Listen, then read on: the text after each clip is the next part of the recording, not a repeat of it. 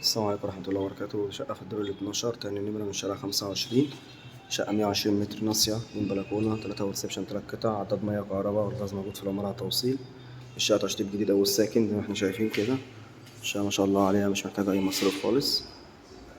ريسبشن أول 3 قطع، ده جنب ال3D. الشقة كلها جبسن بورد.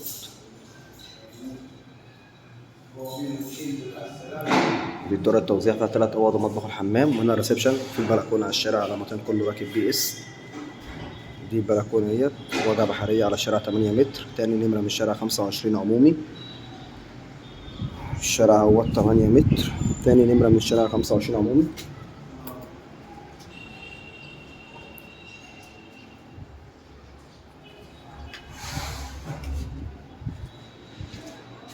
الريسبشن ما شاء الله عليه زي ما احنا شايفين كده اهوت. يشيل 3 قطع مرتاح. عندنا هنا طرق التوزيع، فيها المطبخ والحمام وال3 أوض.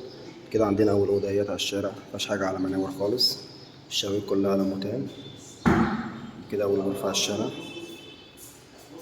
ده كده الحمام، شايل قعدة وبانيو حوض مرتاحين.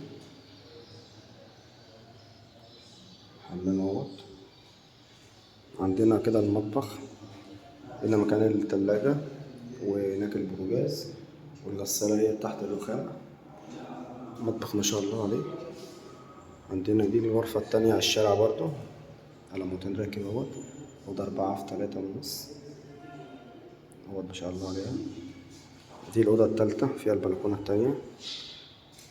كده عندنا 2 بلكونة، بلكونة في الريسبشن وبلكونة في الأوضة. البلكونة هي اللي في الأوضة برضو مش مجروحة. شقة هاوية ومشمسة، واجهة بحرية، ناصية، تاني نمرة من الشارع 25 عمومي، دور ال12. البرج كله 15 دور، أسانسير وحارس، اتحاد ملاك، تسلسل ملكية، حصة في الأرض. مدخل عمارة، مدخل شيك جدا، برج محترم ما شاء الله عليه. شقة مش محتاجة أي مصروف خالص، تشطيب جديد أول ساكن. ربنا يبارك لصاحب النصيب إن شاء الله. السلام عليكم ورحمة الله وبركاته.